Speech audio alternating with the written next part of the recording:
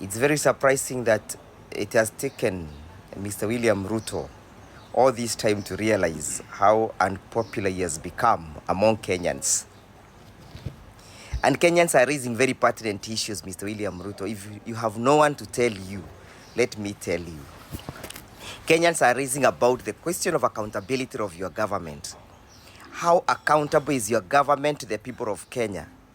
How trustworthy is your government to the people of Kenya?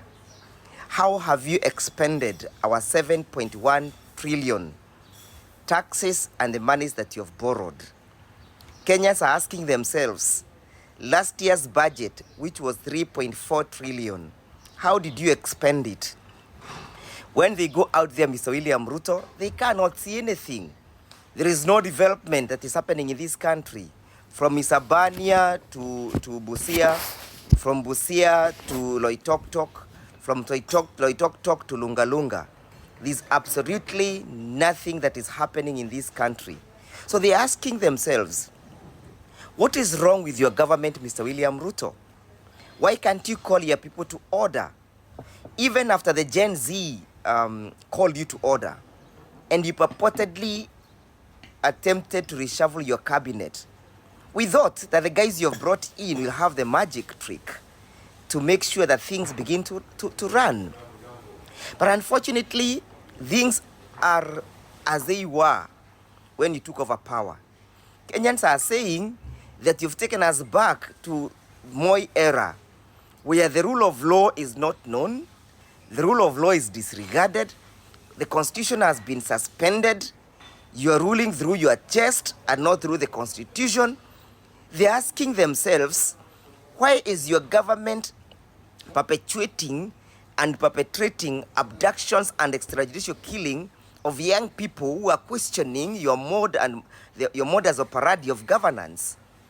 And then they're asking themselves, is it worth to kill somebody who is just calling you to order? Is it worth to abduct somebody who is calling you to order and to reorganize yourself? Is it justifiable for your government to keep on abducting people and killing them just because they're asking for your accountability? They're asking themselves, Mr. William Ruto, why have you decided to change every system that worked in this country? Today, as we speak, university students are not learning for one semester. Their exams are beckoning. Their lecturers have never been to their classes.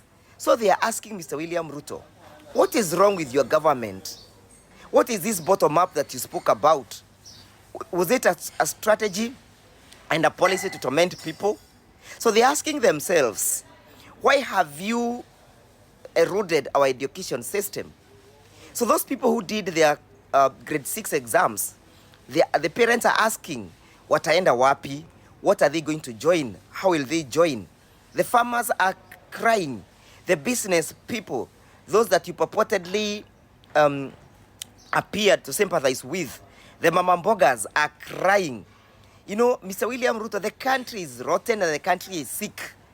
And they are saying that this country needs a political surgeon who is going to precisely address the ailments that this country is suffering from. They are asking Mr. William Ruto, why have you not reigned over the security system apparatus? Why have you allowed the police officers and the Subaru boys to keep on killing people and abducting people?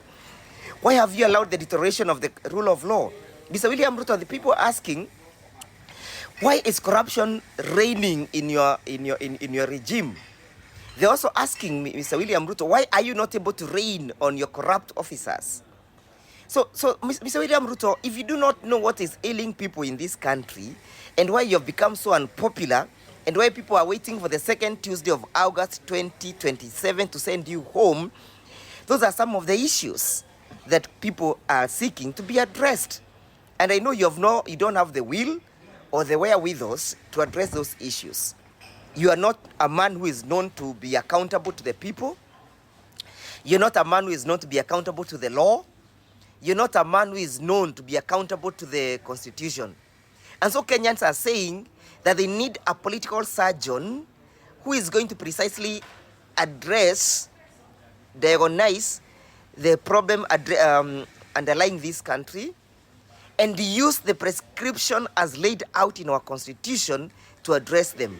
because we have a prescription. The only person we do not have is a physician and a political physician and a political surgeon to administer the prescription contained in our constitution.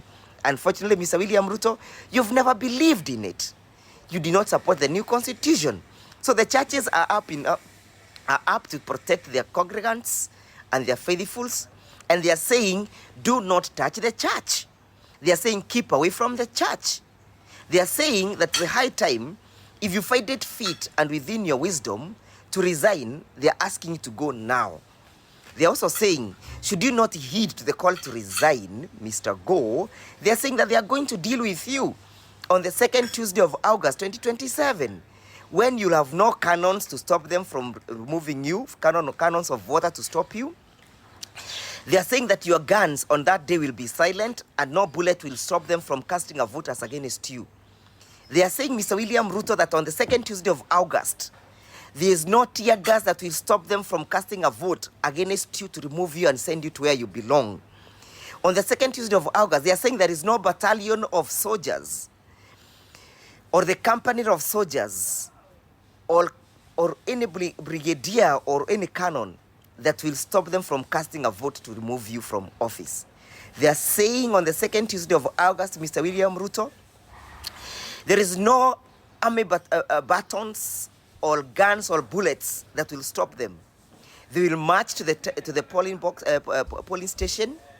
From the polling station, Mr. William Ruto, they will march to the from the polling center, they will march to the polling station.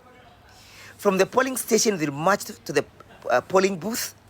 And from polling booth, they'll march to the ballot box. And they'll cast a negative vote as against you. We do not expect you to do anything. We are not calling for any sympathy from you. We endelea tu vile unakaa. Kaa hivyo hivyo. Against you. They are saying, Mr. William Ruto, that on the second Tuesday of August, there is no tear gas that will stop them from casting a vote against you to remove you and send you to where you belong. On the second Tuesday of August, they are saying there is no battalion of soldiers or the company of soldiers or any brigadier or any cannon that will stop them from casting a vote to remove you from office. They are saying on the second Tuesday of August, Mr. William Ruto, there is no army batons or guns or bullets that will stop them. They will march to the polling station. From the polling station, Mr. William Ruto, they will march to the from the polling center, they will march to the polling station. From the polling station, they will march to the polling booth. And from polling booth, they will march to the ballot box. And they will cast a negative vote as against you. We do not expect you to do anything. We are not calling for any sympathy from you. We endelea tu vile unakaa. Kaa hivyo hivyo.